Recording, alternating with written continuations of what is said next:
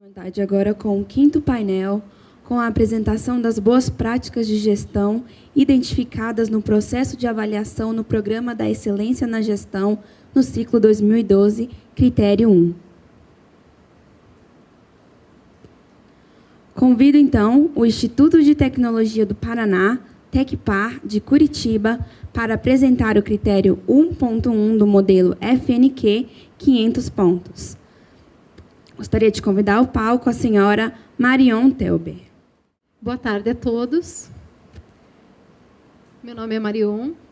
Eu represento o Tecpar, que é o Instituto de Tecnologia do Paraná, que é uma instituição pública de direito privado, vinculado ao Governo do Estado, à Secretaria de Ciência e Tecnologia.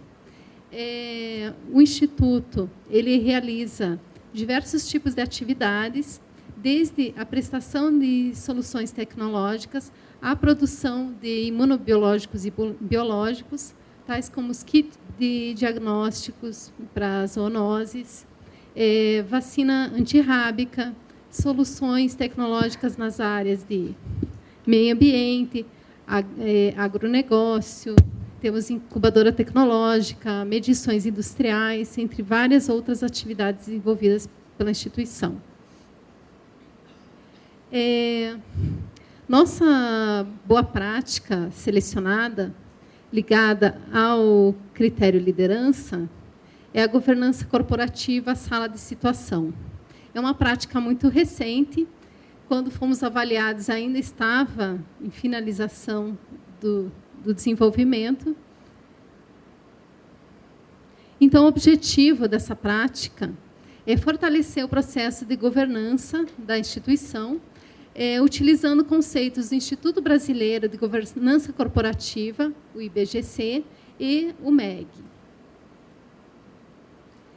Um breve histórico da implantação da prática. Tudo começou com a nova nomeação da diretoria, porque, como somos vinculados ao Estado, temos, a cada mudança de governo, pode acontecer a mudança da diretoria. Então, essa nova diretoria ela foi nomeada e, a partir disso, foi estabelecido um novo modelo de gestão da organização, com uma estruturação de um novo planejamento estratégico, e foram definidos regimentos internos para a diretoria executiva, para o conselho de administração, para o conselho fiscal. Foi estabelecida uma unidade de controle interno e remodelado o nosso código de conduta. E, em 2012, em junho de 2012, começou o projeto da sala de situação, que depois eu vou explicar um pouquinho mais. A partir do desenvolvimento do projeto, começou a ser estabelecido um sistema de gestão de desempenho, em que o pessoal da TI, junto com a assessoria de planejamento, construíram todos os painéis de monitoramento para a gente conseguir acompanhar melhor nossos indicadores estratégicos e operacionais. Então, na sequência, foram estabelecidos os indicadores operacionais do planejamento, vinculados ao planejamento estratégico, realizado o processo licitatório de equipamentos, que são 6 monitores de TV e uma estação de trabalho, e depois apresentados os painéis operacionais ao corpo gerencial para demonstrar como seria a prática de monitoramento e redefinidos os indicadores estratégicos. Em novembro de 2012, começou a ser utilizada a sala de situação, que é uma sala de reuniões da diretoria executiva. Essa sala de situação também foi utilizada nas reuniões dos conselhos de administração e conselho fiscal e nas reuniões com as lideranças. Em janeiro desse ano, nós já começamos a utilizar essa ferramenta, inclusive nas reuniões de análise crítica do planejamento estratégico, para acompanhar o desempenho da organização. Nosso processo de governança corporativa abrange o Conselho de Administração, em que temos 12 membros que o compõem, nomeados pelo governo do Estado. E, a partir da elaboração do regimento interno, nós alteramos a periodicidade das reuniões, que anteriormente eram anuais, e passaram a ser, no mínimo, 3 vezes ao ano, tá? Para um acompanhamento melhor do desempenho da organização e das atividades que são desenvolvidas, com a participação do Conselho Fiscal, que anteriormente o Conselho Fiscal ele só se reunia 2 vezes ao ano, e, a partir de agora, ele participa do processo de reuniões do Conselho de Administração. Nossa diretoria executiva é composta pelo diretor-presidente, diretor de Administração e Finanças, diretor de Biotecnologia Industrial e o diretor de Desenvolvimento Tecnológico. Com o novo Código de Conduta, então, a gente definiu melhor nossos princípios de relacionamento com os colaboradores do Instituto com os colaboradores, da organização com a sociedade, com o meio ambiente, estabelecendo todos os princípios que regulam o relacionamento com as partes interessadas.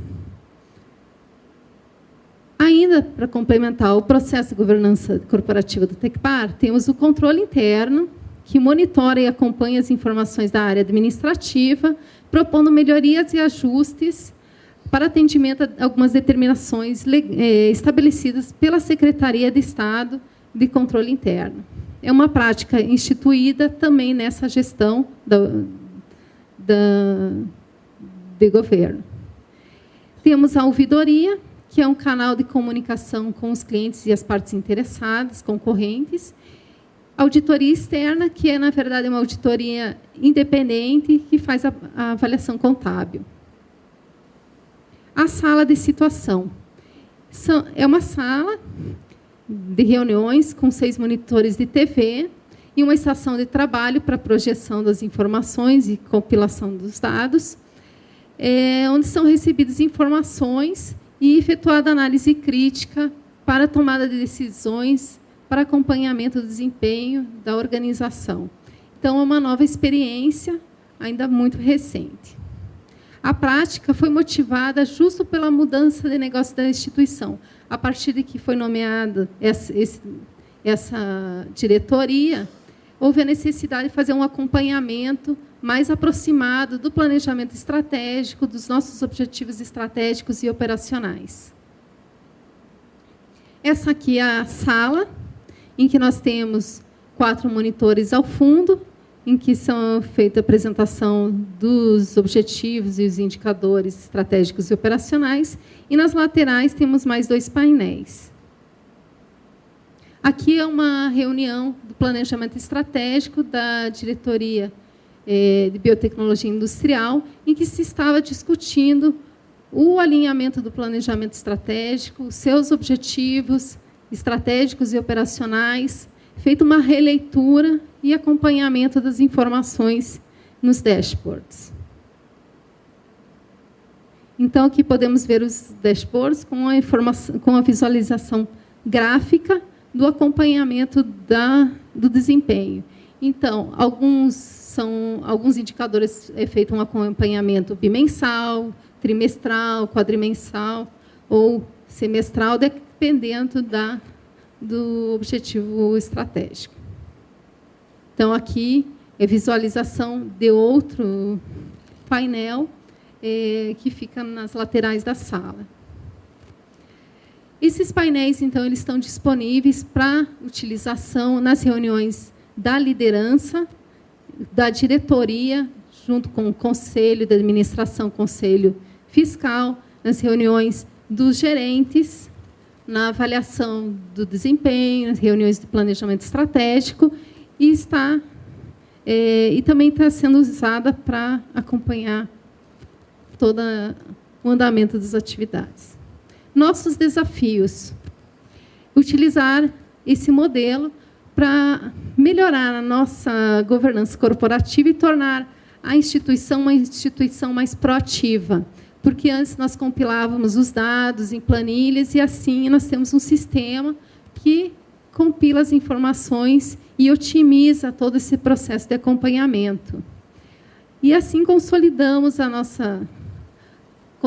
a governança, né, e atender ao que é preconizado no modelo de excelência. Nossos resultados. Com esse acompanhamento, conseguimos melhorar o monitoramento do andamento das atividades do planejamento estratégico de forma mais eficiente e eficaz. Houve uma otimização das decisões por parte da diretoria e das gerências acompanhando essas informações, tornando os processos mais claros para a tomada das decisões. O monitoramento também proporcionou a redução de algumas despesas pelo fato de termos uma otimização do processo, garantindo maior agilidade, credibilidade e transparência das informações e no tratamento e disponibilização das mesmas para acompanhamento da gestão da organização. Seria isso que eu teria para explicar. Muito obrigada. Agradecemos a palestrante e pode retornar ao seu lugar. Obrigada. Convido o Serviço Nacional de Aprendizagem Industrial, Centro de Tecnologia em Materiais, SENAI, CT-SEMAT de Santa Catarina, para apresentar o critério 1.2, modelo FNQ 1000 pontos. Convidar ao palco o senhor Silvio Bittencourt da Silva. Boa tarde a todos. Meu nome é Silvio Bittencourt da Silva, exerço a função de direção do SENAI de Criciúma, dentre os quais um dos nossos núcleos de atuação envolve o Centro de Tecnologia de Criciúma em Materiais. Atuamos na área de cerâmica, de revestimento e cerâmica estrutural, tradicional blocos e telhas, tijolos, entre outros. Polímeros, na área de tintas, vernizes, descartáveis e flexíveis, e também na área de metais ferrosos e não ferrosos, especialmente aqueles vinculados à cadeia produtiva da construção civil. Devo, é claro, pedir desculpas um pouco, eu estou um pouco resfriado. A minha esposa disse que isso é sexy. Espero ficar bastante tempo assim. Mas como eu não vou ler nenhum trecho do livro 50 Tons, seja qualquer um dos três aqui, eu imagino que isso pode prejudicar um pouco a minha apresentação. Então, de adiantado, eu já peço um pouco de desculpas. A intenção é que eu possa apresentar, então, aqui as boas práticas ligadas a 1.2, que foram identificadas na avaliação da BIPT no ciclo de 2012, na nossa instituição, e falar um pouco das nossas características como centro de tecnologia, que também impactam neste modelo que culmina nessas boas práticas. A nossa unidade está bem no cantinho, lá embaixo, no extremo sul de Santa Catarina, numa região tradicionalmente reconhecida na área carbonífera, mas também na área de revestimento cerâmico, com empresas reconhecidas em âmbito nacional ou internacional, como a empresa Eliane, Secrisa, Cerâmica Elizabeth, Ceusa, entre outros.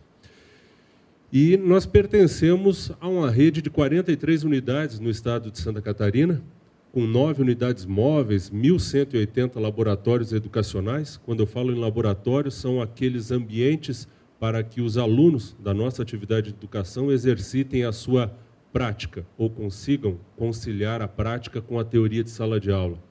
São 13 laboratórios de prestação de serviço que formam o que nós chamamos de rede metrológica do SENAI de Santa Catarina, dentre os quais se enquadram na nossa unidade o nosso laboratório de desenvolvimento e caracterização de materiais, que é a espinha dorsal do nosso centro de tecnologia, como eu vou poder apresentar na sequência. E aí temos alguns dados em âmbito estadual, quanto ao número de alunos, somente em 2012, 107 mil. Atuamos com educação à distância, 91% de empregabilidade e diversas atividades e atendimentos na área de consultoria e com uma forte expressão nessas áreas. A atividade de consultoria também culmina ou está integrada ao propósito do nosso centro de tecnologia. Atuamos, então, com educação, serviços técnicos e tecnológicos e dentro do que nós chamamos de inovação, que é uma proposta de atuação do SENAI desde 2011, que culmina, inclusive, com um papel a ser desempenhado pela rede SENAI dentro do Sistema Nacional de Inovação, com a constituição de cerca de 46 institutos Senai de tecnologia em âmbito nacional e em cerca de 23 institutos Senai de inovação, dentre os quais, em Santa Catarina, nós teremos 8 institutos de inovação e 8 de tecnologia e 2 de inovação, nas áreas de tecnologia laser, segurança embarcada, alimentos, metal mecânica e, no nosso caso, em Criciúma, o nosso Centro de Tecnologia em Materiais, passando, a partir deste ano de 2013, a ser reconhecido nesta rede como um Instituto Senai de Tecnologia em Materiais. Em 2012, só em Criciúma, nós realizamos 4.868 horas de consultoria em processo produtivo e gestão empresarial, dentro da nossa equipe, do nosso Centro de Tecnologia, mas temos um histórico bastante longo, inclusive, de transformação como instituto. A nossa área de atuação, o nosso ambiente, ele teve origem em 1993, então nós já estamos com praticamente 20 anos envolvidos nessa atividade, com um laboratório de produtos cerâmicos acabados. Em 95 foi inaugurado oficialmente o Centro de Tecnologia em Cerâmica, não como uma unidade Senai, o Senai era um dos parceiros nessa constituição, porém, ao longo da história e de formas de governança, por volta de 2005, o Senai assumiu efetivamente a gestão propriamente dita deste centro. Em sua origem, envolvia o Sindicato Cerâmico da região, a Fundação de Amparo à Pesquisa e Desenvolvimento do Estado de Santa Catarina, a FAPESC, a própria Federação das Indústrias e mais alguns agentes nesse contexto. E a nossa proposta é que agora, em 2013, nós tenhamos implantado, inclusive com data de inauguração, formal esse redimensionamento, esse upgrade no centro, para um instituto no dia 13 de dezembro desse ano. Nosso corpo técnico, e pode parecer pouco, mas realmente o é, nós temos 4 tecnólogos, formação em tecnologia na área cerâmica, especialmente, 5 técnicos de laboratório, 10 engenheiros e 6 especialistas. Envolve, é claro, alguns deles já com titulação de mestrado e doutorado ou cursando. Mas, como nós identificamos, o nosso Centro de Tecnologia é um núcleo de atuação do Senai de Criciúma, da unidade como um todo. Então, nós temos algumas áreas de apoio que funcionam como áreas ou como núcleos de serviços compartilhados, a qual nós não numeramos aqui como colaboradores efetivos do centro. Então, todas as áreas de serviços gerais, aquisição, patrimônio, atendimento, telefonia, entre outros, são compartilhados em toda a unidade. Aqui nós numeramos efetivamente aquelas pessoas envolvidas na atividade fim do nosso Centro de Tecnologia. Como áreas de atuação, nós trabalhamos com 3 plataformas, assim nós denominamos em Santa Catarina, 3 plataformas tecnológicas que envolvem a área de materiais poliméricos, cerâmicos e metálicos. É claro que a maior expressão das nossas atividades é na área cerâmica e a idealização do Instituto é que nós possamos ampliar, inclusive com metas desafiadoras, isso causa até certo estranhamento em algumas áreas da pesquisa e tecnologia, mas nós temos metas de negócio na área de pesquisa aplicada, na área de inovação. E a nossa proposição, as nossas metas para os próximos 5 anos, envolve quadruplicar a nossa atuação hoje em consultoria e pesquisa aplicada nessas 3 plataformas tecnológicas na nossa rede de atuação. Dispomos de diversos serviços laboratoriais, não vou entrar no mérito aqui de todos eles, e pesquisa aplicada nos dois vieses, de materiais e também no desenvolvimento de novos materiais ou novas aplicações. E entrando, claro, naquele elemento mais importante para a nossa apresentação da tarde de hoje, sobre o nosso sistema de gestão e as nossas práticas. E a primeira pergunta que nos vem sempre, nós procuramos justificar, é por que de um sistema de gestão estruturado da forma com que nós temos. Primeiro, e isso causa estranheza e até dificuldades para os avaliadores quando vão avaliar o nosso centro, é entender que bagunça é essa onde há um sistema de gestão que é compartilhado entre diferentes níveis da organização. O sistema de gestão não é único e exclusivo do Centro de Tecnologia e Materiais, muito menos do Senai de Criciúma, mas é um sistema de gestão do Senai de Santa Catarina, onde cada uma das unidades e os seus núcleos, como o Centro de Tecnologia e Materiais, se ampara nesse sistema de gestão e estabelece um sistema particular, singular, com práticas locais, mas que não dupliquem, é claro, as práticas estaduais. Com isso, nós ganhamos em escala e ganhamos, claro, em competência com um sistema de gestão mais robusto e que abarca as nossas cerca de 48 unidades. Então, os propósitos são basicamente 5 do porquê um sistema de gestão: cumprir requisitos legais, regulamentares e normativos, alinhados às diretrizes e valores internos, garantindo uma gestão transparente e adequada. Apesar de o Senai não ser uma instituição pública, nós somos considerados uma paraestatal por alguns níveis aí do nosso governo brasileiro, por outros somos considerados uma instituição de direito privado, quer dizer, essa classificação, dependendo da interpretação, pode variar, mas nós não somos uma instituição pública. Porém, somos regrados pela maior parte das normas, leis e regulamentos das empresas públicas, especialmente com relação aos nossos processos de aquisição e de gestão do erário a qual nós administramos, porque parte das nossas receitas ela é oriunda de uma contribuição compulsória das empresas industriais. É claro que vale destacar sempre que esta contribuição ela vem carimbada, ela é destinada única e exclusivamente para as atividades de gratuidade do Senai voltadas à educação profissional de nível básico, ou seja, o viés dos serviços laboratoriais, da consultoria em processo produtivo ou gestão, ou da pesquisa aplicada, são negócios para o Senai e, como negócios, eles devem ser autossustentáveis. Então, todos os negócios que eu apresento aqui do nosso centro, entendam que o nosso centro ele é autossustentável. Alcançamos, inclusive, ano passado, no nosso laboratório, 127% de autossustentação. Ou seja, nós pagamos as contas e ainda sobrou 27% para reinvestimento. Todos esses recursos eles formam um grupo de reinvestimento do Estado e depois são redirecionados. É claro que o investimento não é só limitado a isso. Existem investimentos estratégicos, por exemplo, no nosso instituto, serão investidos recursos da ordem de 10 milhões de reais neste ano, e é claro que nós não geramos esse recurso para reinvestimento em apenas 1 ou 2 anos com os nossos negócios. O segundo objetivo do nosso modelo de gestão é identificar e monitorar os requisitos das partes interessadas, buscando o atendimento dos mesmos. Como nós estamos envolvidos em diversas frentes relacionais, nós temos muitas partes interessadas, além daquelas 5 tradicionais reconhecidas no próprio modelo. Procuramos também promover a clareza na execução dos processos por meio de sua padronização, buscando sua otimização, seja de eficiência ou eficácia, e ainda o uso adequado de recursos da organização. Isso, para nós, é um princípio extremamente importante de que nós não possamos ou criemos condições que sejamos questionados com relação à eficácia e eficiência com que utilizamos esses recursos. Promover o monitoramento e correta execução dos processos, diminuindo a sua variabilidade, buscando a melhoria contínua de atividades desenvolvidas pela organização.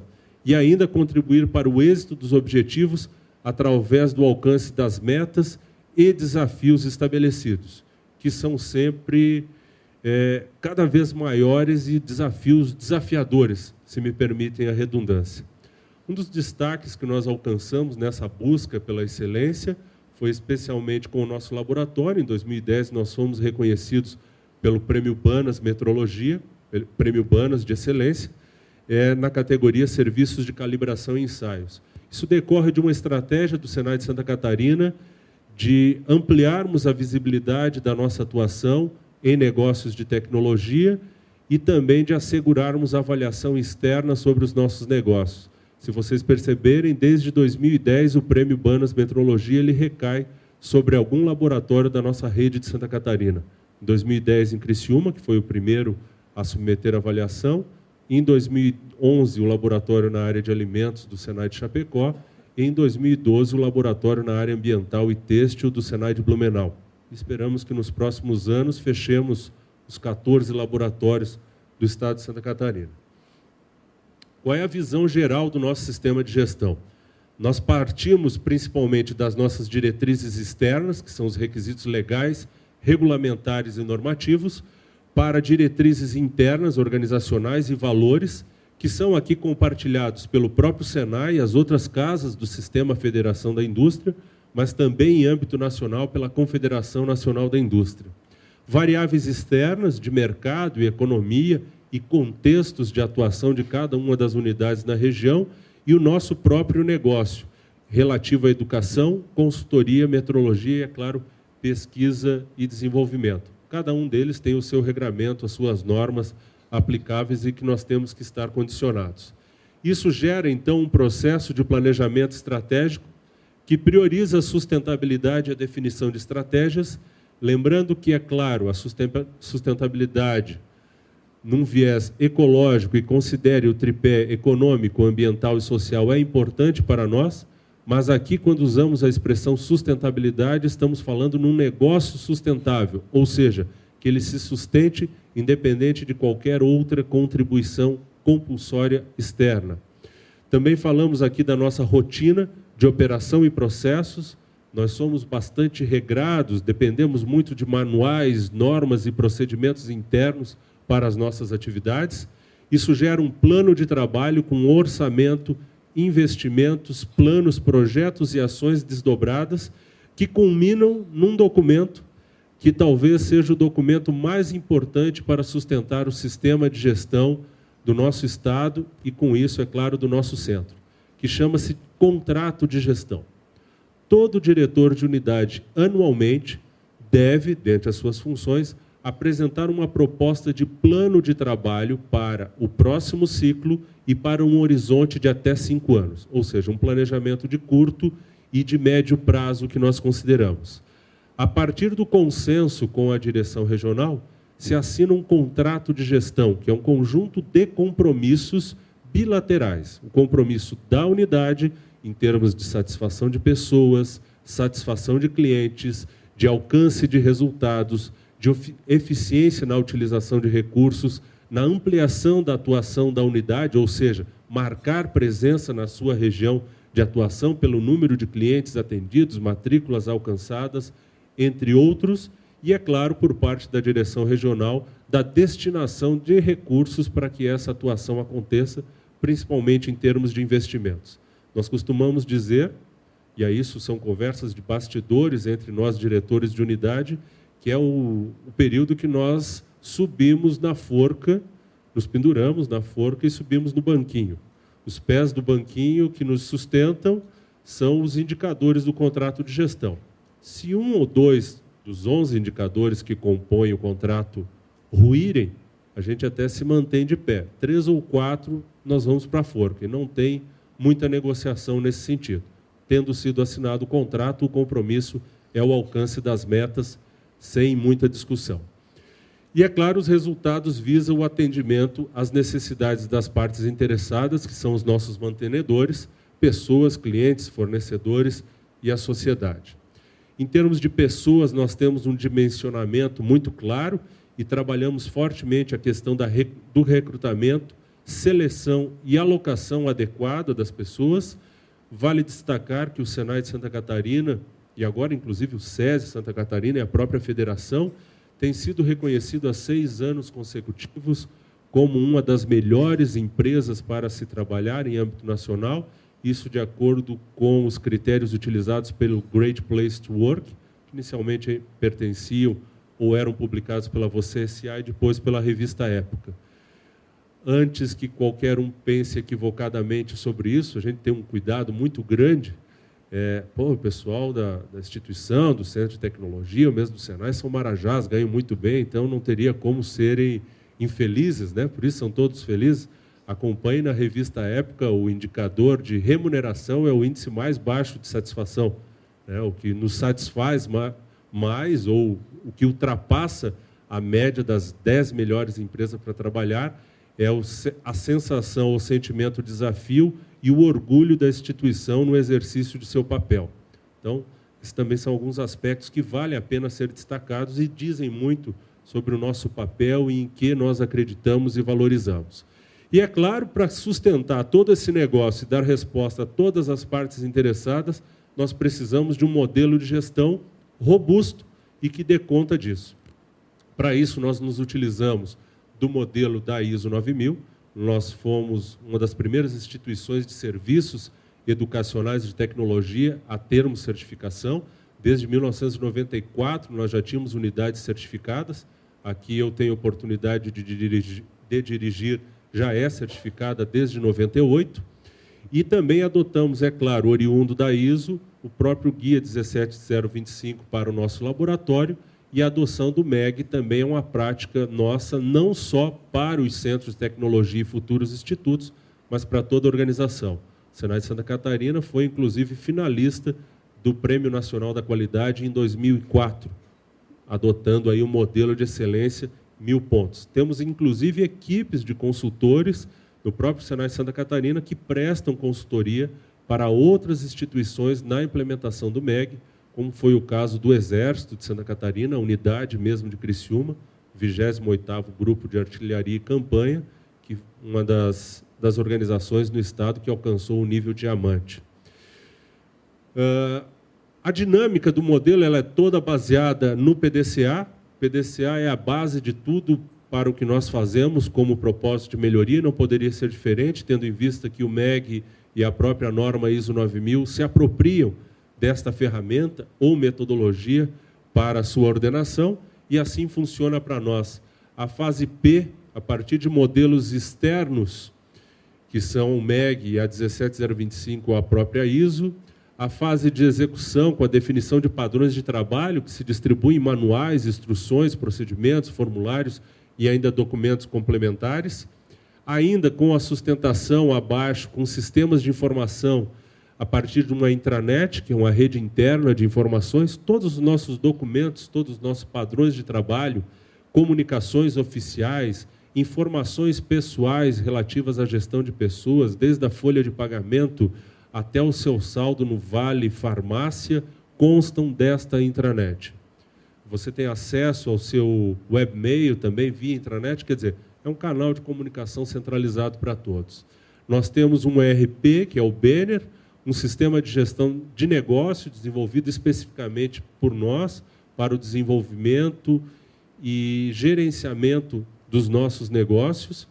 O Channel, que talvez seja o mais inovador, é um sistema de informações que gerencia todos os nossos objetivos estratégicos, indicadores e, especialmente, planos de ação.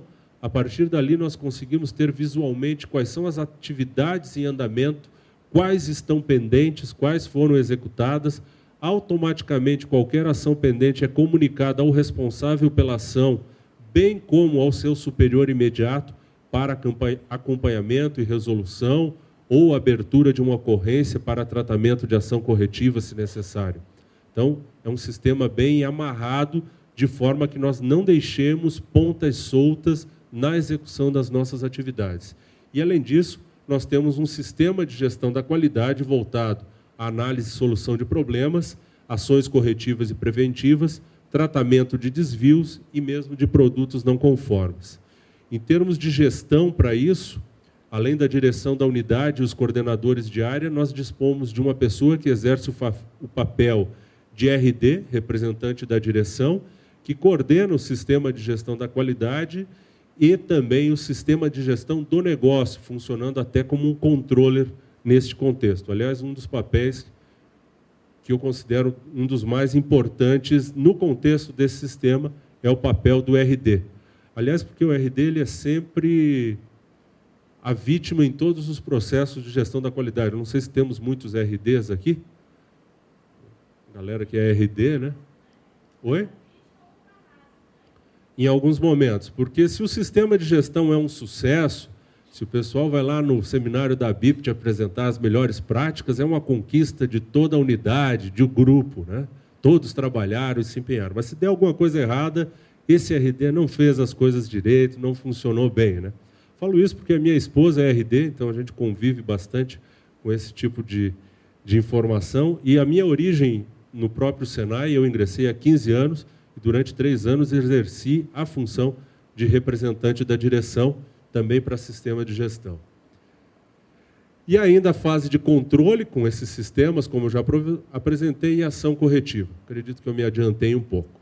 Mas focando então agora, e eu realmente considerei bastante necessário, quando eu discuti com a Simone, que é uma das avaliadoras aqui do sistema, como nós comporíamos a apresentação, eu não poderia me furtar de considerar um pouco do contexto do centro e dos nossos sistemas, para poder explicar um pouco melhor, ou que vocês entendam melhor, como que essas práticas acontecem ou são sugeridas no nosso centro.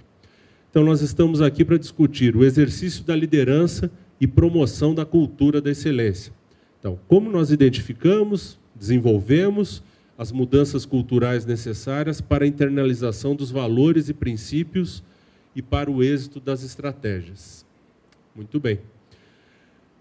Todo o processo de identificação ocorre no processo de planejamento estratégico. O processo que ocorre de maneira compartilhada através de um conselho de gestão em âmbito estadual, do qual os diretores de unidade fazem parte, é elaborado a partir da metodologia do Balance Scorecard. Mas, é claro, nós não entendemos a metodologia do BSC como uma metodologia de planejamento. Ela define o horizonte ou as perspectivas às quais nós comporemos o nosso planejamento estratégico. Nosso processo de planejamento estratégico não tem nada de inovador. Ele segue metodologias tradicionais de definição do propósito organizacional, análises do ambiente externo e externo, definição de postura estratégica, fatores críticos e, a partir daí, a composição das estratégias em nível corporativo, em nível de unidade de negócio e depois funcionais, mas talvez o que traga de novo seja a incorporação de diversos vieses ou fatores do MEG na discussão do processo de planejamento estratégico. Ou seja, elementos que devem ser considerados no modelo já são discutidos no processo de planejamento estratégico. Diante disso, é realizado nas reuniões do Conselho de Gestão, que é um fórum estadual consultivo normativo de assessoramento de aprovação, que tem por finalidade deliberar sobre a matéria relacionada com a gestão do Senai como um todo. São reuniões para acompanhar e realizar o planejamento estratégico, avaliar e aprovar o regulamento do PPR, o Programa de Participação dos Resultados, identificar e avaliar as necessidades de modernização, atualização e mudanças do Senai e ainda discutir e aprovar as ferramentas de gestão, entre outros. Ou seja, o processo de planejamento estratégico é o marco zero da nossa organização para definir o nosso sistema de gestão, as nossas práticas e como nós funcionaremos no ciclo seguinte. Vale destacar que todo o nosso orçamento, por exemplo, para 2014, deverá estar concluído ao final do mês de agosto deste ano. Pode parecer cedo, mas considerando as diversas instâncias que nós devemos dar resposta e que congregam os nossos dados, este é o período máximo que nós podemos alcançar para nos estabelecer com segurança sobre o que pretendemos fazer no ano seguinte. Entretanto, aqui na reunião do Conselho, vocês podem perceber que surge algo diferente do que eu apresentei até agora, que chama-se PPR, que é o nosso Programa de Participação nos Resultados. Depois eu vou trazer ele à tona para mostrar como este instrumento também serve para reforçar a cultura da organização e o alcance de metas de alto desempenho. O desdobramento da estratégia e, com isso, o planejamento da mudança envolve o Channel, como eu havia destacado, um sistema de informação para gerenciamento de projetos, das nossas atividades e controle do não atendimento de prazos, o mapa estratégico, que é comunicado exaustivamente na organização, desde protetores de tela, banners, quadros. Nós chegamos a um ponto de, eu vou usar uma expressão mais popular, de chatice. Nossa, nós somos muito chatos em algumas coisas, a gente admite isso, mas funciona bem ser chato às vezes. Talvez a minha origem como RD tenha isso, né? Dizem que todo RD é meio chato. Mas nós chegamos ao ponto de que alguns e-mails que deflagrem ações estratégicas ou alguns comunicados oficiais, eles devem partir sempre estabelecendo uma relação com o propósito da ação, com algum objetivo estratégico do mapa. Porque se você não consegue estabelecer esse vínculo, essa ação não faz muito sentido dentro do contexto estratégico da organização. E isso em todos os níveis da organização. Em alguns momentos somos até cobrados. Vem cá, mas você não relacionou com o mapa, não tem relação ou simplesmente esqueceu? Além disso, nós temos um painel de desempenho balanceado, oriundo do mapa estratégico, onde são apresentados todos os nossos indicadores com metas relacionados aos objetivos estratégicos, comparativos internos e alguns externos em relação ao desempenho, e depois ainda gerenciadas todas as iniciativas e planos de ação das unidades em âmbito corporativo. Tudo isso culmina, é claro, no nosso contrato de gestão, como eu já apresentei a vocês, amparados nos nossos sistemas de gestão, que também citei anteriormente, e isso se compõe, então, num orçamento físico e financeiro, que é uma peça-chave na composição da nossa estratégia e no fortalecimento ou na determinação dos rumos que nós queremos seguir e no aspecto da cultura de excelência. Porque entendemos que metas desafiadoras, entregas em termos financeiros, são, sem dúvida nenhuma, a resposta necessária para assegurarmos esse tipo de conquista ou esse tipo de cultura.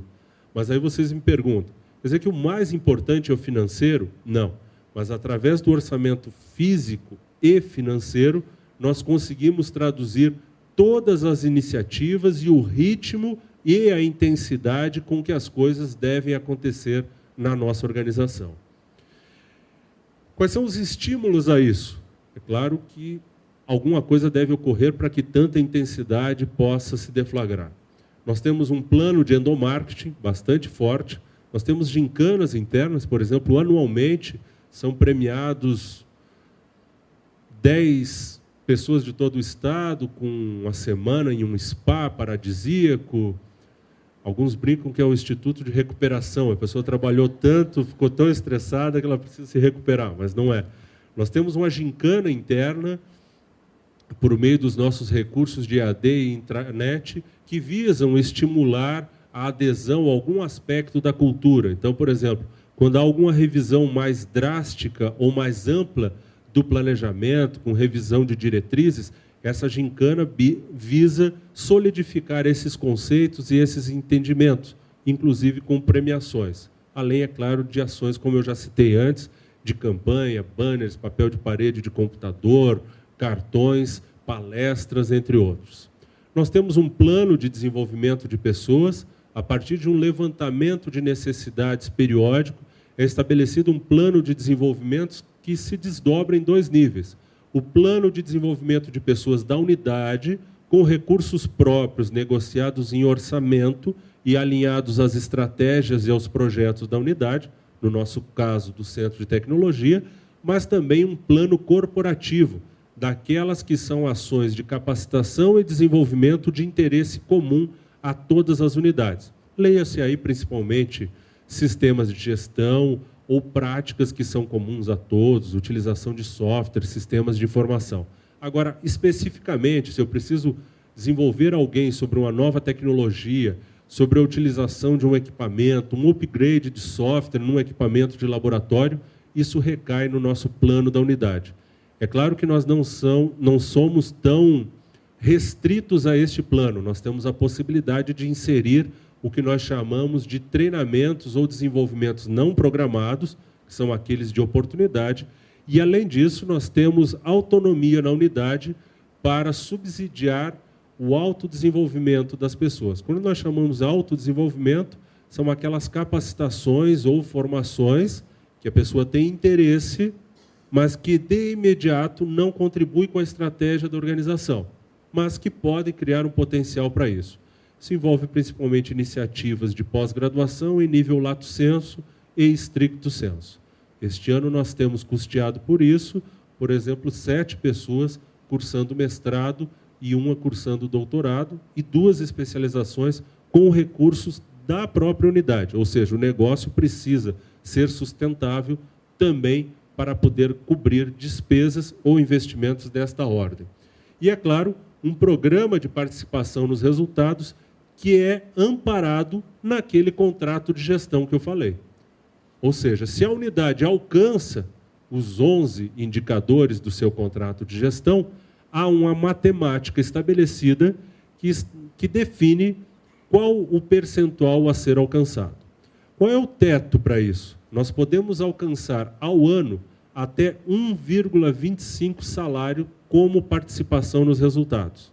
Ou seja, não há aí uma avaliação de desempenho individual, ela é condicionada à avaliação do grupo ou da unidade, mas que ao final do ciclo do contrato de gestão, que é o ciclo de 12 meses, faz-se uma avaliação no mês de janeiro e no mês de fevereiro cada colaborador poderá receber, proporcionalmente ao seu salário, até 1,25 salário.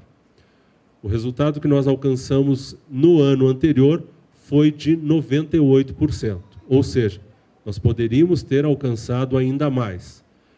Mas o contrato de gestão para nós ele é tão sério e deve ser tão inquestionável pelo CGU, pelo TCU e entre tantos outros órgãos avaliadores que nós temos no sistema, que nós temos diversos fatores redutores, como, por exemplo, banco de horas.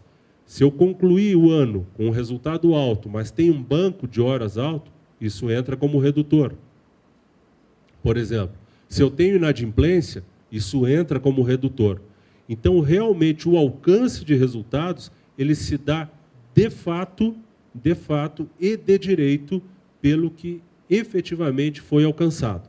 Não há qualquer tipo de desvio ou forma de desviar o foco disso e a eficiência ou o critério claro para esse tipo de avaliação de PPR.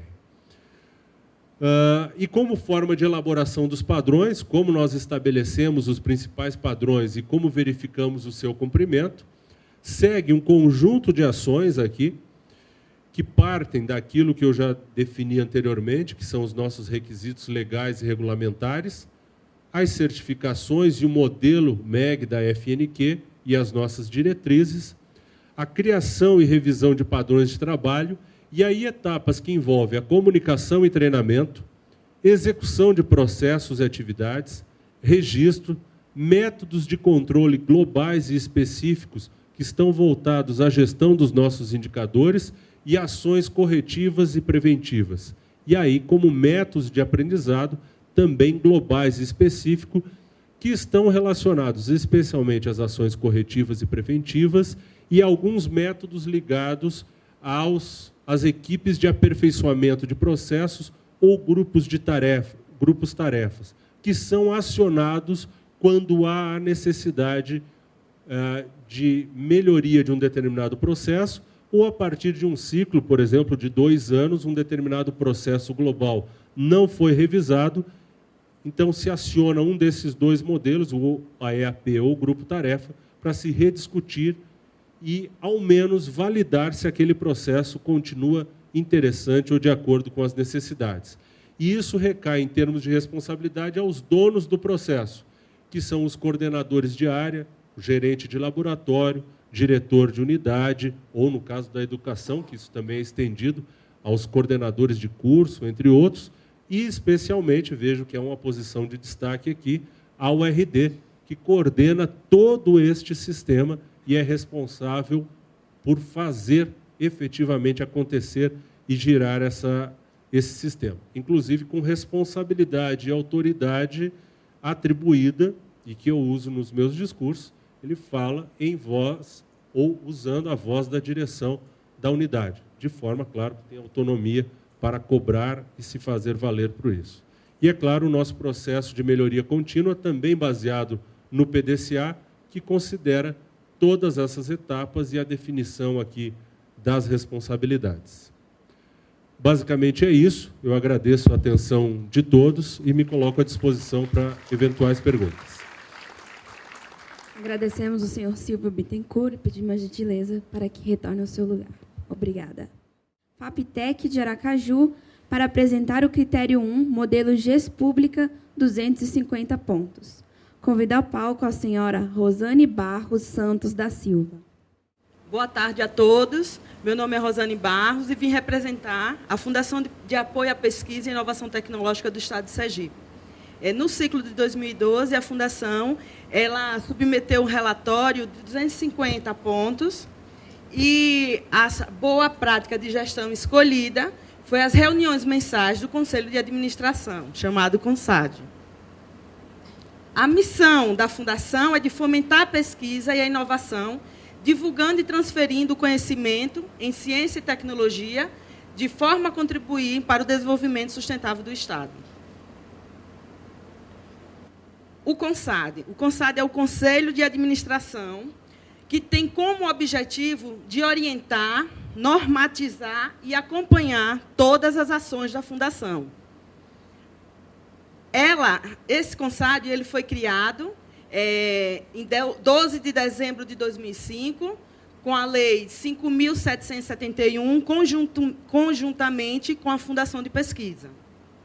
Sua abrangência é interna e externa. Internamente, com o nosso diretor-presidente, onde leva todas as nossas demandas, e externamente com os conselheiros, que são compostos de 8, nomeados pelo governador do Estado. Essa figura mostra como a Fundação ela interage com a sociedade.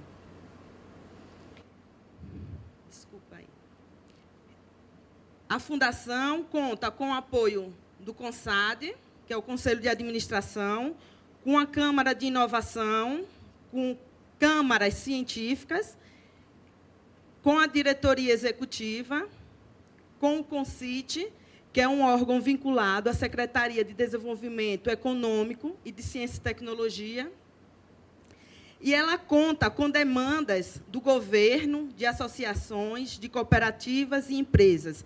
No caso, os nossos editais, eles surgem com as demandas vindas do governo, das associações, cooperações e empresas. Trabalhamos com recursos públicos, vindo de recursos do Estado, do FUNTEC, que é o Fundo de Ciência e Tecnologia, com recursos federais de agências de fomento, como a FINEP, o CNPq, entre outras parcerias. A nossa gestão é feita de duas maneiras: internamente, com a diretoria executiva, que é composto com o diretor-presidente, diretor administrativo e financeiro e o diretor técnico, onde essa diretoria ela realiza o planejamento estratégico e faz suas reuniões mensais. Externamente, a gente conta com as câmaras de assessoramento, onde é feita a avaliação de mérito de todos os trabalhos submetidos nos editais, e com o CONSAD, que aprova o nosso plano anual, aprova nossas ações de editais e acompanha os resultados. Todos os nossos editais, para serem lançados, eles devem ser aprovados pelos conselhos de administração. Nossos desafios. Os nossos desafios superados foi a produção de indicadores de gestão financeira. E os a superar são os nossos indicadores técnicos, que ainda estão em andamento, onde ainda a gente está moldando os nossos indicadores de atendimento e de reclamações.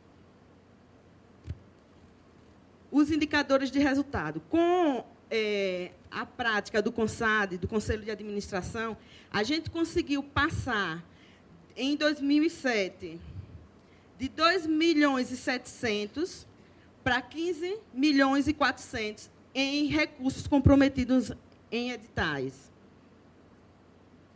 Em termos de execução, a gente conseguiu sair de 2.400.000 em 2007 para 16 milhões em 2012. E, em relação aos projetos aprovados, a gente conseguiu sair de 134 auxílios aprovados para 247, dando um percentual de incremento de 54%. Em relação a bolsas, a gente concedeu, em 2007, 72 bolsas, e chegamos, em 2012, com 233 bolsas aprovadas, dando um incremento de 42%. Era só isso que eu queria apresentar para vocês e agradeço a oportunidade. Daremos início agora à sessão de perguntas referentes ao 5º painel. Eu vou me permitir, antes de iniciar, fazer uma brincadeira que eu fui chamado a atenção pela colega, para que fique claro, eu defendo bastante os RDs e RDs, porque é a minha origem, e a RD da nossa unidade, por coincidência, é minha esposa. Eu gosto tanto que casei com a RD da unidade. Olá, boa tarde. Todos são 4 perguntas, mas acho que eu vou perguntar primeiro para a Marion. Eu queria que você, pelo menos, falasse das dificuldades da implementação desse novo modelo de gestão. Como os colaboradores se sentem com esses indicadores, controle interno, tendo dashboard, e como é feita a comunicação para os demais funcionários, para que não fique restrito apenas à diretoria e ao planejamento estratégico. E as outras perguntas serão para o Silvio. Claro que você mostrou no final, Silvia, até acabou esclarecendo um pouco, porque eu queria entender se tem ainda dificuldades para implementamento de negócios mais agressivas para os pesquisadores. Mas depois, no finalzinho, você explicou da participação nos lucros. Então, entendo que você já conseguiu resolver, talvez, esse atrito que outras organizações que não têm esse incentivo enfrentam. E também, eu queria que você falasse um pouco do Channel, se ele foi um software desenvolvido específico para o Senai, ou se ele foi realmente adquirido no mercado e customizado. Obrigada. Boa tarde. Com relação ao acompanhamento dos indicadores, ainda é uma prática muito recente. Então, nós estamos trabalhando, principalmente nesse momento, nas instâncias da direção, com as gerências, mas a gente sempre, nas reuniões dos gerentes, junto com os seus colaboradores, repassado as informações. Nós ainda não conseguimos fazer a reunião que estava prevista para repassar e fazer a apresentação. Nós temos reuniões semestrais da diretoria com todos os colaboradores, em que é apresentado a prática. A nossa assessora de planejamento que está aqui, ela estava me contando que ontem, antes de eu vir para cá, ela tinha conversado também com o diretor-presidente e a gente está tentando estabelecer uma nova prática, que é a conversa com o presidente, e que ali teria mais uma oportunidade de participar a todos os colaboradores dessas informações. Tá? A sala também é pequena, então a gente ainda não tem como trazer todo mundo para dentro das salas. Mas dentro do projeto de sala de situação, nós tínhamos previsto, só que ainda não conseguimos viabilizar essa parte, de instalar painéis também dentro da instituição, em corredores ou no acesso ao refeitório, e que a gente poderia disponibilizar algumas dessas informações a todos. Respondi todas as perguntas? Então, tá bom. Eu vou ver se eu consigo lembrar de todas agora aqui. Mas, basicamente, eu vou trazer à tona alguns aspectos. Primeiro, sobre o Channel. O Channel é um sistema de mercado que foi particularizado às necessidades do Senai. Então, ele pode ser adquirido por qualquer outra instituição. Não é um sistema complexo.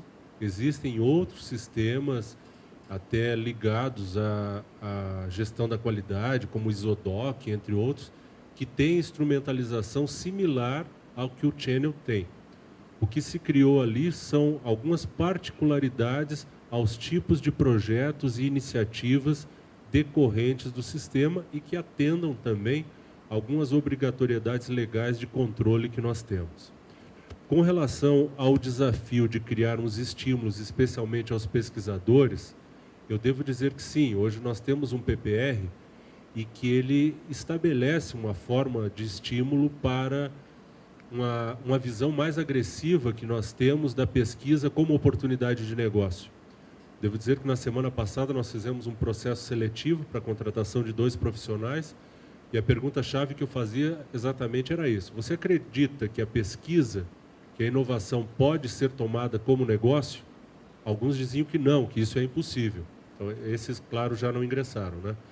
Mas nós acreditamos que só que entendemos que o programa de participação nos resultados, e aí se me permite fazer uma breve correção, não é participação nos lucros, porque daí nós entramos num viés meio de divisão de lucros, de eliminação das hierarquias, que daí não gostaríamos de entrar. Mas existe até uma medida provisória e legislação que define como que a participação nos resultados deve ser atribuída. Porque o nosso gatilho primeiro é que os negócios sejam sustentáveis. Quer dizer, se pagou a conta, não ficou furo, então, se algo sobrou para reinvestimento, ele poderá também ser compartilhado. Então, o resultado parte por aí. Mas ele ainda é bastante limitado em termos da agressividade que nós queremos alcançar. E eu cito isso, um mapeamento que nós fizemos de concorrência. Veja, nós temos isso tão forte que no nosso processo de planejamento estratégico nós consideramos ofertas também de benefícios da concorrência em aspectos de pesquisa. Nós temos concorrentes, inclusive locais, que em projetos de pesquisa aprovados dentro da instituição, eles oferecem em contrapartida ao pesquisador que captou o recurso 10% do valor captado. Isso é extremamente agressivo. Atrai profissionais de ponta e exacerba qualquer tipo de remuneração dentro dos padrões de um plano de cargos e salários de uma instituição como a nossa. Então, o PPR, sim, cria esse artifício, mas entendemos que ainda é limitado para a agressividade que nós queremos alcançar. Não sei se eu respondi as questões. Márcio Lisboa, do CDT da UNB, a pergunta é para o Silvio.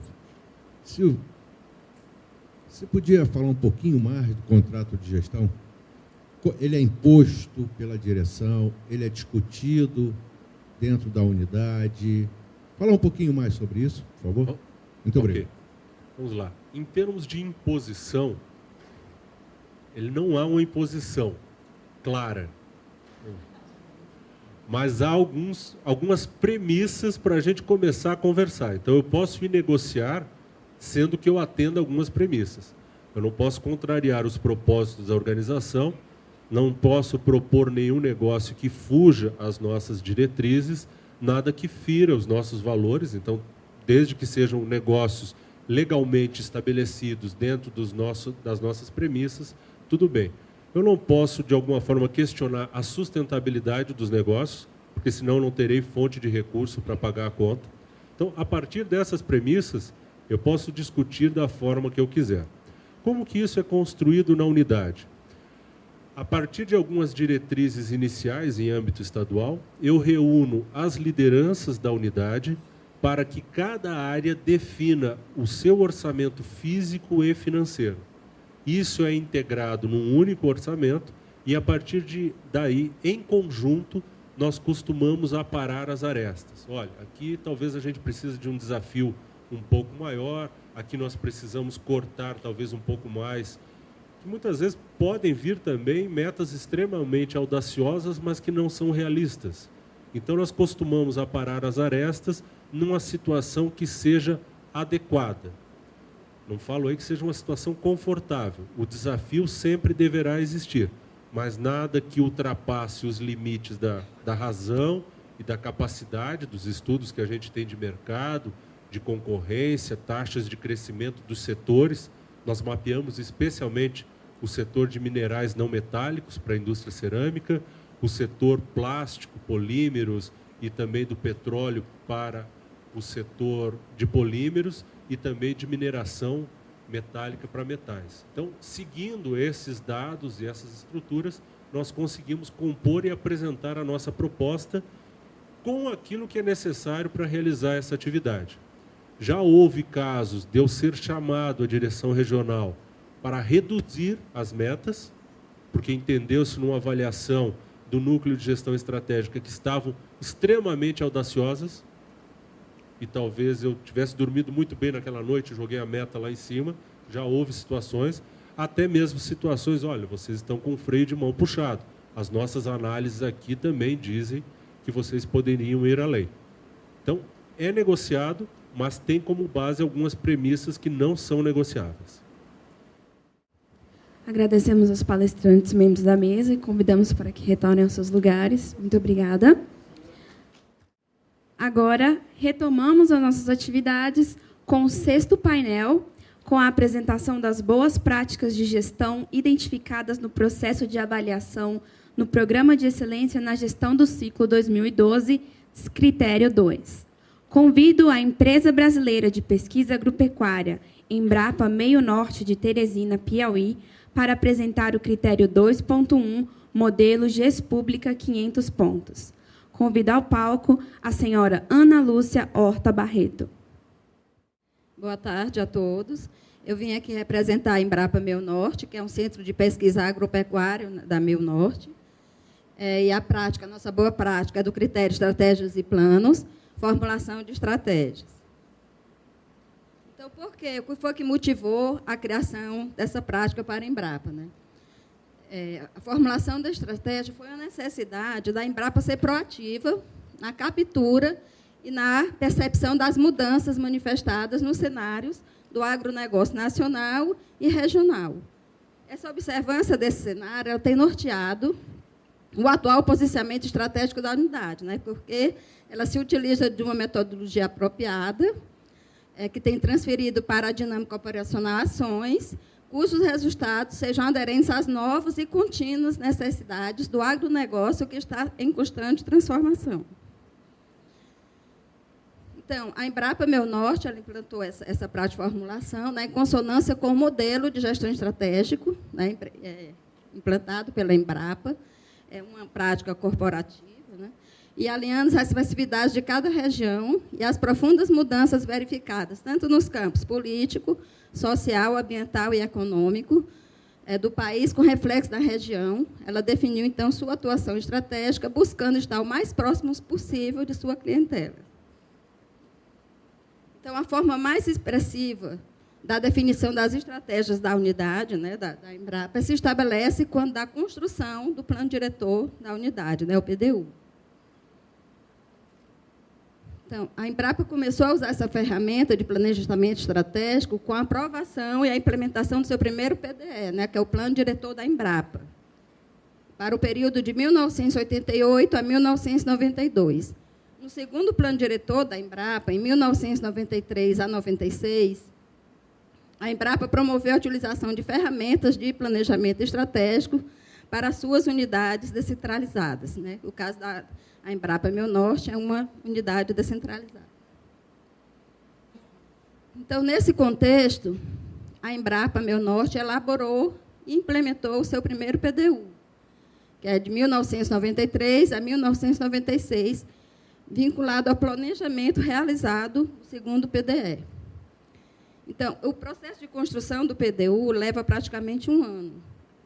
E ele é realizado a cada 4 anos, em aderência ao plano diretor da Embrapa, também que é realizado quadrienalmente. Mas o nosso PDU, PDE, tem um horizonte temporal maior, né? O nosso primeiro PDE é 1993-96, mas com horizonte temporal até 99.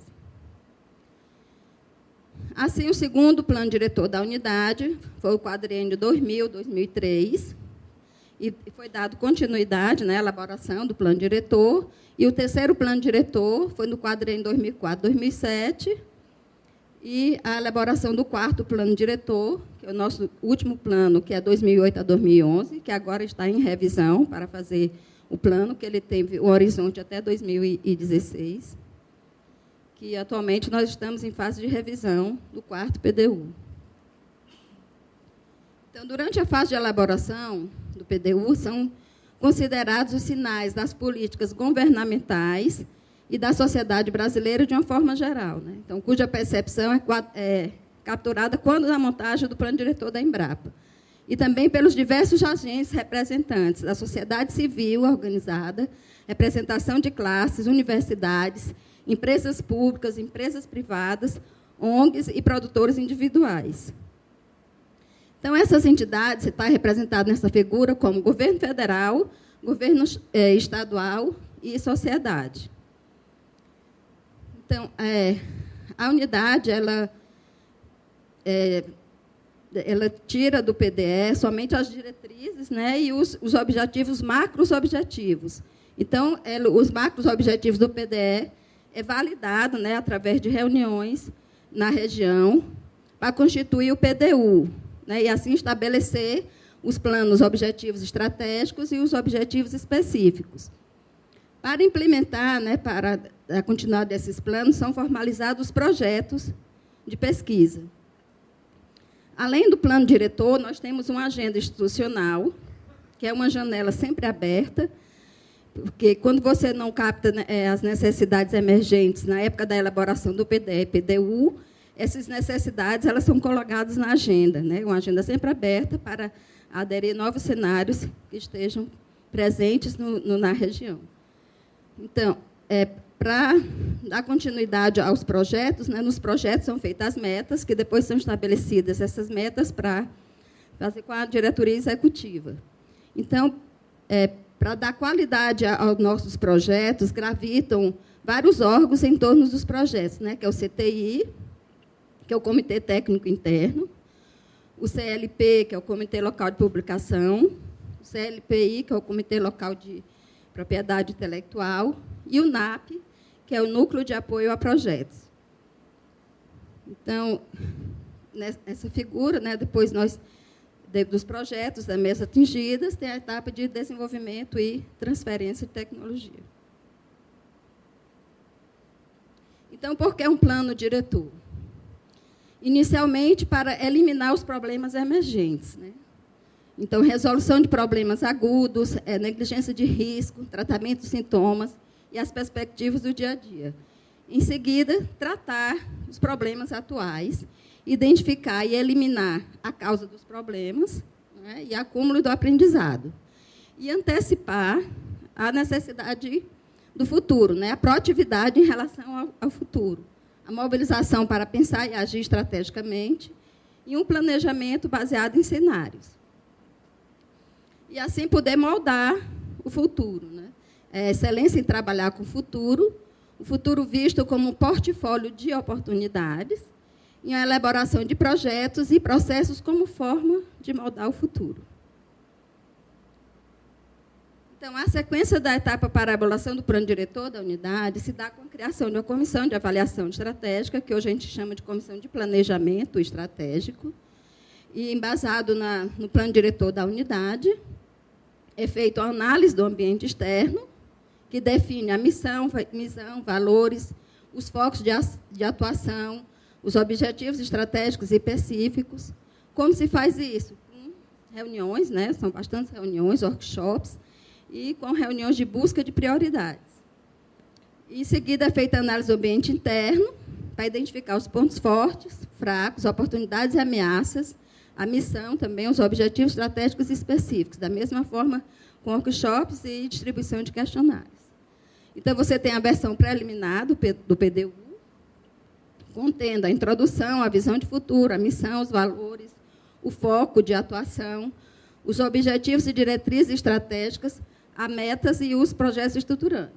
Na etapa seguinte, ocorre a validação do PDU interna e externa, a revisão e aprovação do PDU e a implementação do PDU.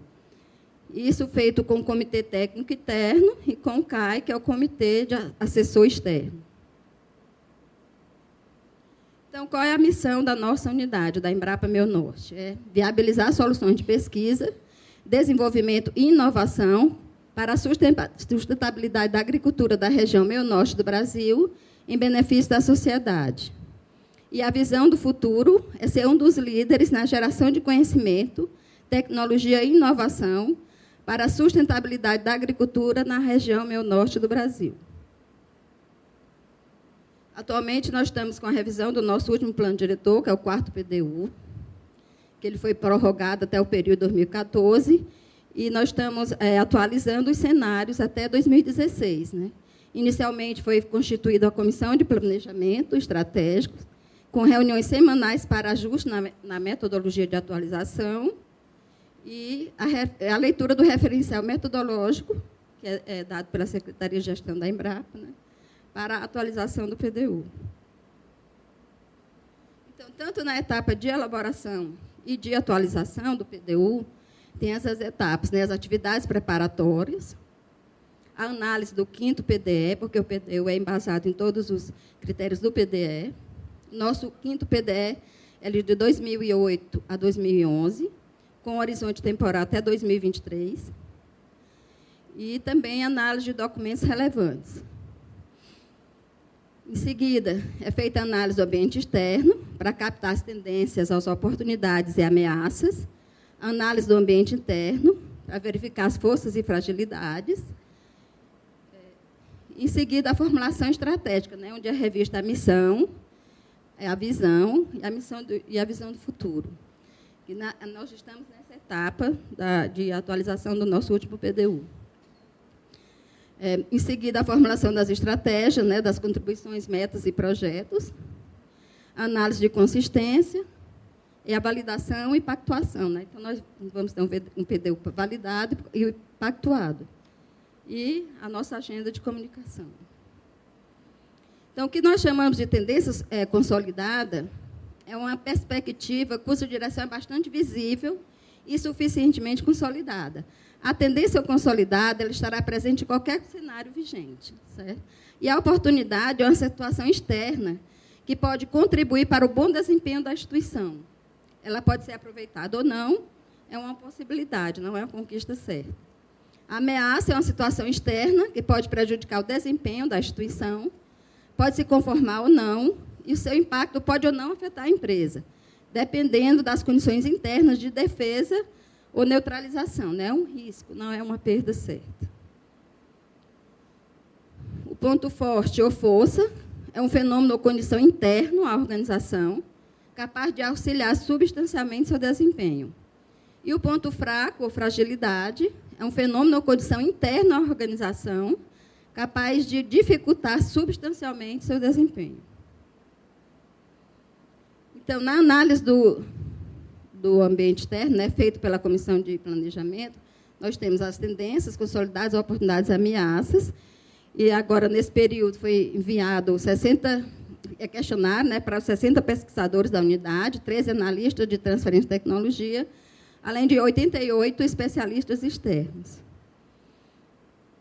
Em seguida, foi feita a adequação do questionário de análise do ambiente interno à realidade da Embrapa Meu Norte, avaliando em 6 dimensões, né, as dimensões de desempenho global da unidade, gestão de pessoas e cultura organizacional, gestão de conhecimento e propriedade intelectual, pesquisa, desenvolvimento e inovação, transferência de tecnologia, gestão da infraestrutura e planejamento e gestão.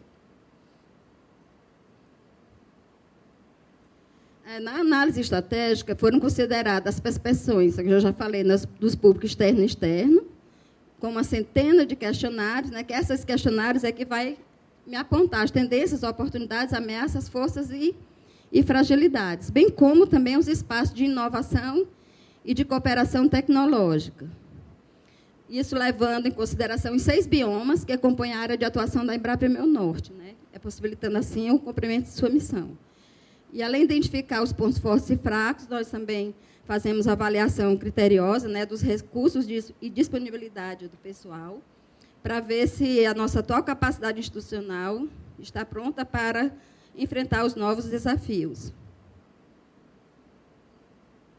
Então, depois de definidos os cenários, né, a gente vai comprovar esses cenários e fazer a busca de prioridades. Né? Então, o grupo de trabalho, né, que foi constituído, ele é composto por pesquisadores e analistas que tenham visão estratégica e conhecedores dos cenários nacionais e regionais, com a participação efetiva da alta administração da unidade, notadamente as chefias adjuntas de pesquisa e desenvolvimento e a de transferência de tecnologia.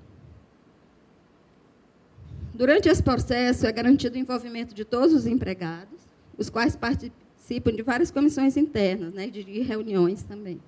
A alta administração, os grupos de pesquisa e o grupo de trabalho, que é a comissão, é encarregado pela coordenação das atividades, ao tempo que eles fazem as ações, eles disseminam também para todos os funcionários. É comunicado todos os atos da elaboração do PDU em jornais, né, que nós temos um jornal diário, que é unidade.com, e temos um jornal bimestral, que é o jornal Embrapa Meu Norte, que disseminam as estratégias para todos os funcionários. Também são feitas reuniões com periodicidade variada, workshops, para ampliar o processo de disseminação das estratégias no âmbito da unidade e demais partes interessadas. Além da comissão, nós temos umas áreas que são chamadas grupos de pesquisas, que antigamente eram núcleos temáticos, né, que nós mudamos para grupos de pesquisa. Então, essas áreas elas estão envolvidas, né, também no processo de formulação das estratégias, né, por meio dos 6 grupos de pesquisa existentes na unidade. Que nós temos a pesquisa com abelhas, produção animal, culturas agroindustriais, água, solo e planta, agroecologia e aquicultura e pesca.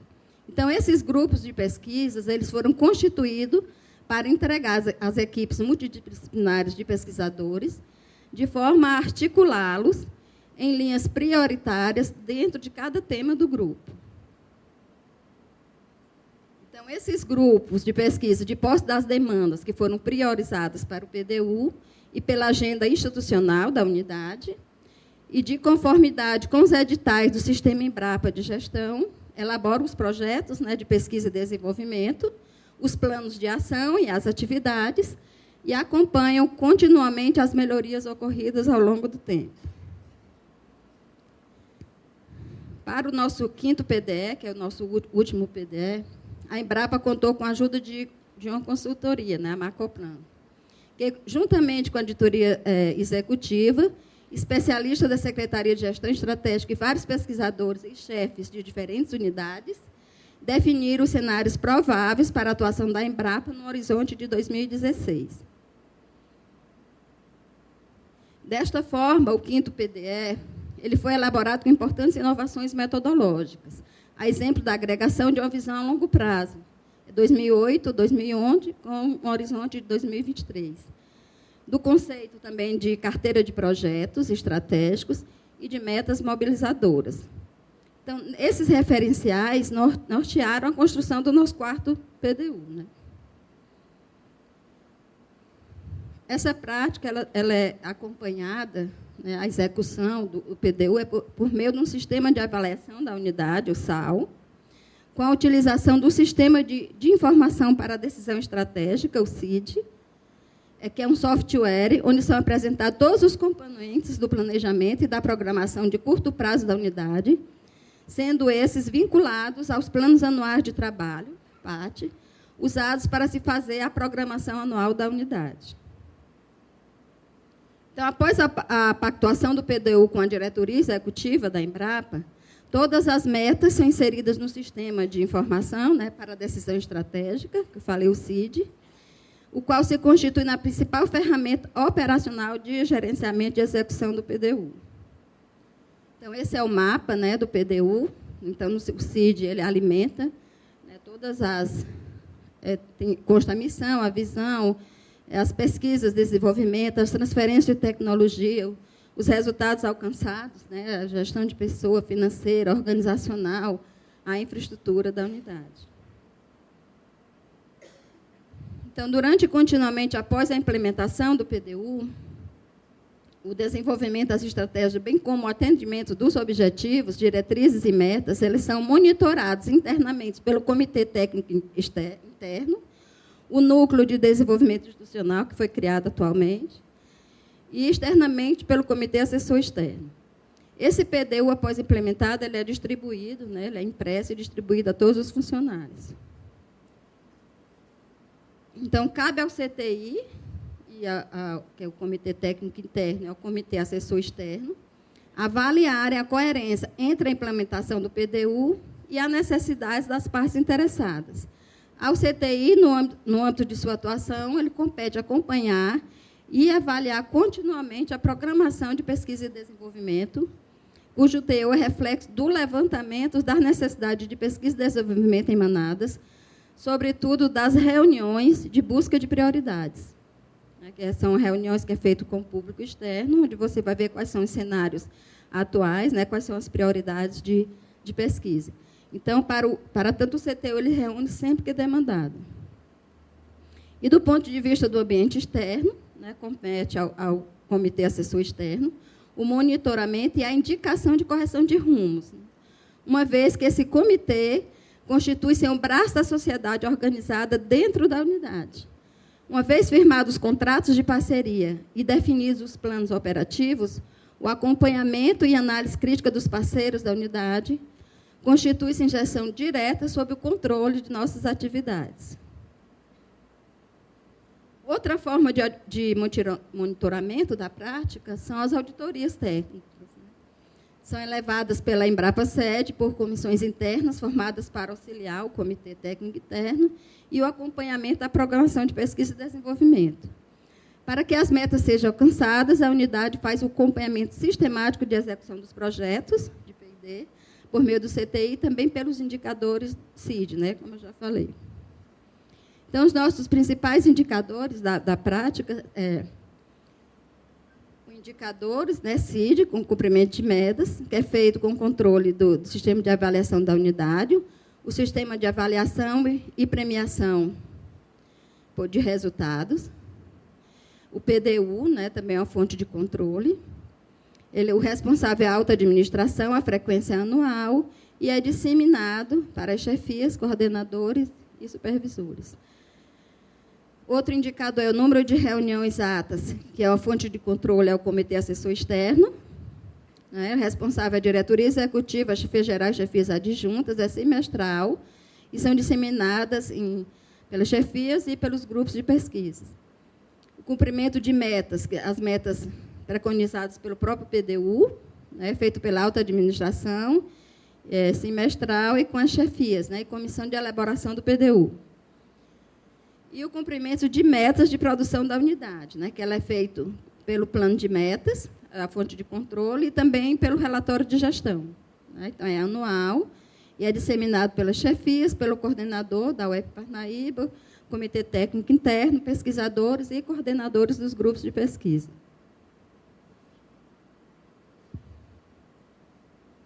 Então, as melhorias alcançadas com essa prática de formulação de estratégias pela Embrapa Meu Norte, em decorrência dessa prática, o processo tornou-se dinâmico, a unidade pôde ficar sintonizada às mudanças de cenário nacional e regional, mundial, e aos planos estratégicos da empresa, de forma a poder acompanhar as transformações das sociedades que são frequentes. Né? Com a análise do ambiente interno, a Embrapa Meu Norte pôde coletar os pontos fortes e fracos da unidade, em termos de sua infraestrutura, recursos humanos e parcerias, recursos necessários para atender à missão e alcançar as metas propostas. Então, assim, as deficiências encontradas, os pontos fracos, podem ser transformados em oportunidades, né, via concepção de projetos estruturantes. E com a análise do ambiente externo, a unidade ela pode formalizar com os potenciais parceiros contratos, né, de parcerias relacionados, sobretudo, à participação conjunta na elaboração de projetos de pesquisa e desenvolvimento, de propostas para comunicação e negócios e transferência de tecnologia.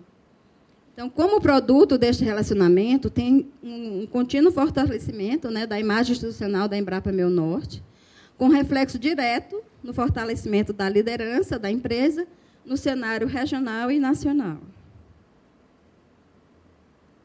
Os principais desafios científicos e tecnológicos que constam de nosso plano diretor da unidade atual é garantir a competitividade e a sustentabilidade da agricultura brasileira, atingir um novo patamar tecnológico competitivo em agroenergia e biocombustíveis, intensificar o desenvolvimento de tecnologias para o uso sustentável dos biomas e a integração produtiva das regiões brasileiras, prospectar a biodiversidade para o desenvolvimento de produtos diferenciados e com alto valor agregado, para a exploração de novos segmentos de mercado, né, tanto alimentares, aromáticos, essências, fármacos, biocidas, fitoterápicos e cosméticos, e contribuir para o avanço da fronteira do conhecimento e incorporar novas tecnologias, inclusive as emergentes.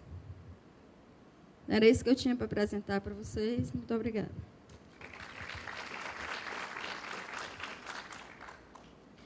Abrimos agora o momento de perguntas referente ao sexto painel.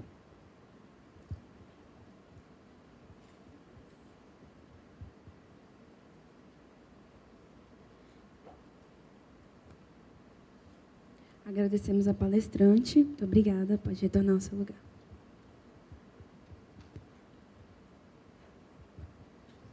Bem, estamos chegando ao final do primeiro dia do nosso seminário. Gostaria de agradecer a todos que, com as suas presenças, engrandeceram este evento. Lembrando que amanhã a continuidade das nossas atividades se retornará pontualmente às 8 horas. Obrigada pela companhia e uma ótima noite a todos.